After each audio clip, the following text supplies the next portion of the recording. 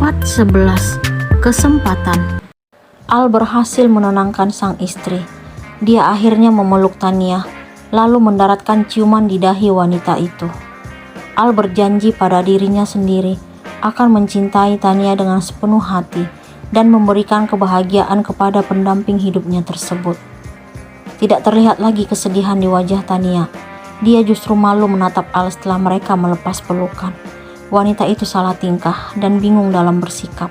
Dia menunduk dan berusaha memalingkan wajah dari sang suami yang tersenyum kepadanya. "Kenapa sayang? Kamu masih sedih?" tanya Al kepada Tania. Wanita itu tidak mengeluarkan suara. Dia hanya menggeleng.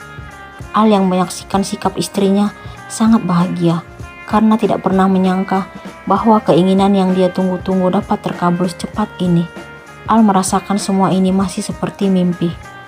Al kembali mengingat betapa hatinya sangat membenci Tania beberapa tahun yang lalu. Baginya, wanita itu merupakan sumber masalah dalam hidupnya. Padahal dia sangat tahu bahwa kesalahan yang dilakukan sang istri kala itu biasa saja. Akan tetapi, entah apa yang merasuki pikirannya hingga dia sangat membenci Tania.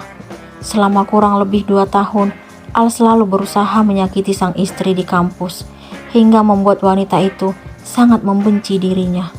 Ternyata, kebencian di antara mereka telah menumbuhkan rasa yang berbeda. "Aku mau pulang, Al." Tania akhirnya membuka suara. "Iya sayang, kita pulang sekarang." Al segera meluncurkan kendaraan roda 4 miliknya. Selama dalam perjalanan, 2 insan itu tidak mengeluarkan suara. Namun, Al sesekali melirik ke arah Tania. Dia hanya mampu tersenyum melihat sikap istrinya yang tiba-tiba berubah.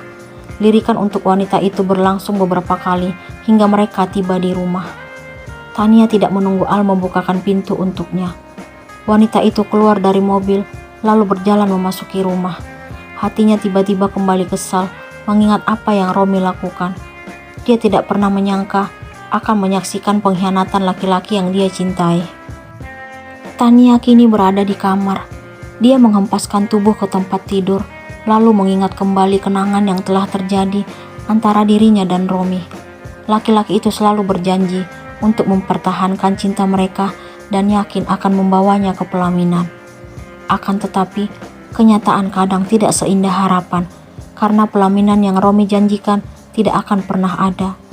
Laki-laki itu justru memberikan cambuk yang sangat menyiksa Tania. Pengkhianatan sang kekasih tidak dapat Tania maafkan. Tanpa diminta, bening kristal dari pelupuk mata kembali jatuh membasahi pipi Tania. Air mata wanita itu menganak sungai dan sulit untuk dibendung. Dadanya terasa sesak, membayangkan apa yang telah terjadi di depan mata. "Sayang, kamu nangis lagi?" Al menghampiri Tania setelah tiba di kamar.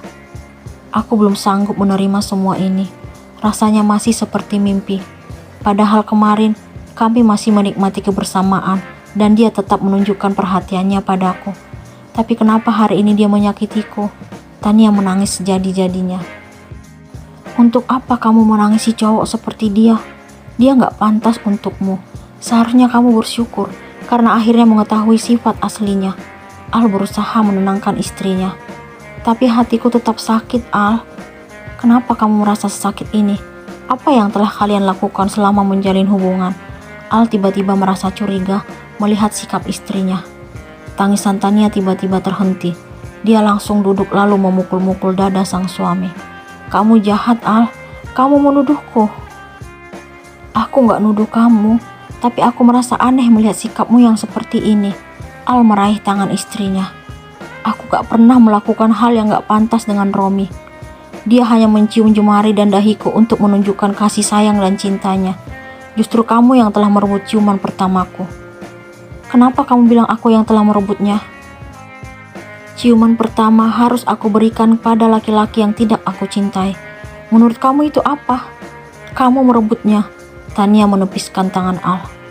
"Aku suamimu dan memiliki hak melakukan itu. Saat itu kamu juga gak nolak. Aku bahkan merasa kalau kita sama-sama menikmatinya." "Aku membencimu, Al. Menjauh dari hadapanku." Tania mendorong tubuh sang suami. "Seandainya pernikahan ini tidak terjadi, Romi gak mungkin mengkhianati aku. Ini semua karena kamu. Kenapa kamu harus hadir dalam hidupku? Kamu jangan pernah menyalahkan pernikahan kita. Romi menduakan kamu karena dia tidak sepenuhnya mencintaimu. Jika cintanya benar-benar tulus, dia nggak akan melakukan pengkhianatan. Kekesalan yang Tania rasakan telah membutakan hati dan pikirannya. Dia dengan tega menyalahkan laki-laki yang kini sangat mencintainya. Al merasa kecewa telah dituduh sebagai penyebab berakhirnya hubungan Tania dan Romi. Akan tetapi, Al tetap berusaha untuk bersabar dalam menyikapi apa yang terjadi. Dia mengerti dengan apa yang Tania rasakan saat ini. Wanita itu masih sangat terpukul karena lelaki yang dia banggakan selama ini telah berpaling darinya. Hari ini, Al dan Tania kembali mengikuti mata kuliah di kampus. Sikap yang ditunjukkan oleh istri Al tidak seperti biasanya. Pak Reno yang merupakan dosen favorit Tania juga merasa heran melihat mahasiswinya yang paling menonjol dalam akuntansi perbankan. Tania seolah-olah tidak mengikuti apa yang telah Pak Reno jelaskan. Wanita itu lebih memilih diam dan tidak memberikan respon, padahal biasanya Tania paling bersemangat jika dosen mata kuliah akuntansi perbankan memasuki kelas. "Kamu kenapa, Tania? Kamu sakit?" Pak Reno menghampiri mahasiswinya tersebut. Al merasa sedikit cemburu melihat perhatian yang ditunjukkan oleh sang dosen kepada Tania. "Tidak, Pak," jawab Tania singkat. "Kamu kok diam aja? Tidak biasanya sikap kamu seperti ini." "Saya hanya sedikit pusing saja, Pak," Tania memberikan alasan. "Dibawa istirahat aja. Semoga tidak pusing lagi." Pak Reno mengusap rambut Tania, lalu laki-laki itu kembali berjalan ke depan kelas. Wajah Al terlihat berubah melihat apa yang dia saksikan. Mata kuliah akuntansi perbankan akhirnya selesai. Pak Reno pun meninggalkan kelas. Tidak menunggu lama, Al menghampiri Tania lalu meraih tangan sang istri. Dia meminta wanita itu agar mereka menemui Romi dan meminta penjelasan atas pengkhianatan yang dilakukan laki-laki yang dicintai istrinya tersebut. Al tidak sanggup melihat istrinya yang uring-uringan dan tidak bersemangat setelah mengetahui pengkhianatan Romi. Laki-laki itu membawa Tania menemui pria yang telah menyakiti sang istri dengan perasaan kesal. Tujuannya hanya satu, ingin mendengar alasan yang pasti dari Romi. "Tanggung jawab, bro, jangan seenaknya nyakitin perempuan." Al langsung melontarkan kalimat itu di depan Romi. "Jangan sok nasihatin deh, bukannya kamu juga udah nyakitin Bella?" Romi justru menyudutkan Al. "Jelas beda, bro. Kamu telah menyakiti wanita yang aku cintai dan aku gak terima. Jadi kamu mau apa? Jelasin ke Tania kenapa kamu mengkhianatinya." "Justru dia yang telah mengkhianatiku." Romi menunjuk ke arah Tania. "Maksud kamu apa, Rom?" Tania akhirnya membuka suara. "Kamu menikah dengan laki-laki lain, sedangkan kamu masih berstatus sebagai pacarku. Itu namanya apa? Kita udah sama-sama tahu kalau pernikahan kami hanya settingan. Kamu juga menerima kenyataan itu. Tapi aku gak akan pernah percaya kalau kalian tidak melakukan sesuatu di belakangku. Kalian pikir aku sebodoh itu? Untuk apa aku mempertahankan wanita yang sudah sangat jelas berstatus sebagai istri laki-laki lain? Lebih baik aku mencari seseorang yang pasti." "Ternyata kamu sengaja melakukan ini padaku, Rom." "Aku terpaksa melakukan semua itu. Tapi satu hal yang harus kamu tahu. Awalnya aku sangat mencintaimu dan berharap bersanding di pelaminan denganmu. Tapi kenyataannya dia yang meminangmu." Romi menunjuk ke arah Al. Tania tidak sanggup lagi mendengar penjelasan Romi.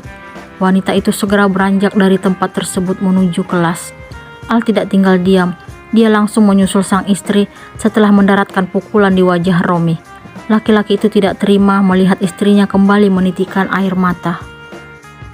"Ajak aku ke suatu tempat, Al." Tania meminta kepada Al setelah tiba di kelas. Tapi mata kuliah akuntansi keuangan belum selesai. Al mengingatkan istrinya. "Kamu ketua tingkat tapi nggak tahu info." "Maksudnya apa, sayang?"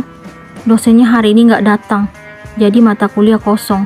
Aku ingin kamu bawa aku keluar dari sini." "Dengan senang hati. Ayo sayang." Al dan Tania segera menuju parkiran lalu masuk mobil. Al dengan wajah berseri-seri akhirnya meluncurkan kendaraan roda 4 miliknya meninggalkan kampus. Laki-laki itu ingin membawa sang istri ke pantai Trikora yang letaknya tidak jauh dari kota Tanjung Pinang. Pantai Trikora merupakan tempat rekreasi yang berada di Bintan, Kepulauan Riau. Tidak sedikit pengunjung yang menyukai tempat itu. Pantainya yang luas dan jernih dapat memanjakan mata. Batu-batu besar dan pasir putih menambah keindahan pantai tersebut. Al segera memarkirkan mobil setelah mereka tiba di tempat tersebut. Laki-laki itu langsung turun, lalu membukakan pintu untuk sang istri. Dia meraih tangan Tania, kemudian mengajaknya menuju batu yang ukurannya paling besar dan tinggi di pantai itu. "Rentangkan kedua tanganmu, sayang. Berteriaklah sekuat yang kamu mampu. Semoga kamu bisa melepaskan semua beban yang kamu rasakan saat ini." Al memberikan saran kepada sang istri. Tania akhirnya melakukan apa yang disarankan sang suami. Dia merentangkan kedua tangannya, lalu berteriak dengan histeris, mengingat apa yang telah Romi ucapkan hari ini di depannya. Wanita itu berharap agar segera melupakan semua kenangan yang telah terjadi bersama laki-laki tersebut.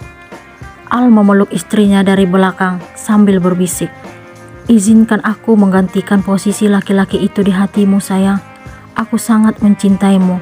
Mari kita memulainya dari awal." Apa jawaban yang akan Tania berikan kepada Al?